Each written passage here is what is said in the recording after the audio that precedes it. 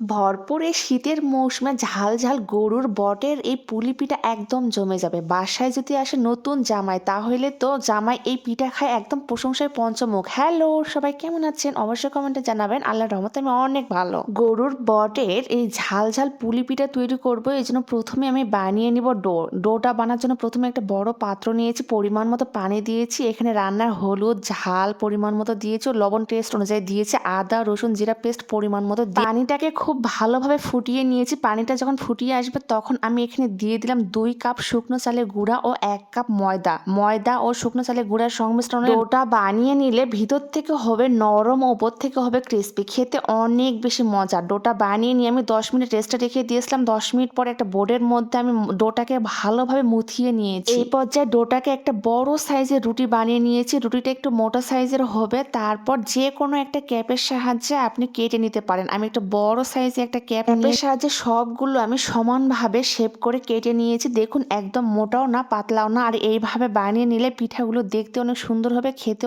অনেক বেশি মজার। আজকে গরুর বটের ঝাল পুরি পিঠা একদম খুব দ্রুত তৈরি করব, এই জন্য একটা মিশিং নিয়েছি। আর মিশিং এর সাহায্যে খুব দ্রুত এই পিঠাগুলো তৈরি করা যাবে। প্রথমে আমি গরুর বট ভালোভাবে ভুনা করে নিয়েছি, আর এই ভুনা বটটা আমি দিয়ে দিলাম পিঠার মাঝখানে। গরুর বটটা দেওয়ার পর আমি মিশিং এর মধ্যে দিয়ে ভালোভাবে একটু চাপ দিলে 2 সাইড থেকে সুন্দর একটা ডিজাইন হবে। এটা খুব দ্রুত তৈরি করা সম্ভব, মাত্র 10 সেকেন্ডের মধ্যে। শীতের এই ভরপুর মৌসুমে বাসায় অবশ্যই একবার হলো গরুর বট ভুনা করে এইরকম পুলি পিঠা বানিয়ে দেখবেন। বাসার ছোট থেকে বড় সকলে অনেক বেশি পছন্দ করে। গরুর বটের এই ঝাল পুলি পিঠা আমি মিশিং এর সাহায্যে মাত্র কয়েক মিনিটের মধ্যে সবগুলো পিঠা বানিয়ে নিয়েছি, একদমই অল্প সময়ের মধ্যে। আর এটা বানানো এত বেশি ইজি, যারা হাতের ডিজাইন কাটতে পারেন না তারা অবশ্যই এই মিশিং এর সাহায্যে বানিয়ে দেখবেন। এই শীতের মধ্যে সবসময় মিষ্টি পিঠা খাওয়া হয়ে থাকে, আর যারা মিষ্টি পিঠা একদমই পছন্দ করে না তারা অবশ্যই এই ঝাল পুলি পিঠাটা বানিয়ে দেখবেন। এত বেশি মুসমুসে ও নরম সফট হয়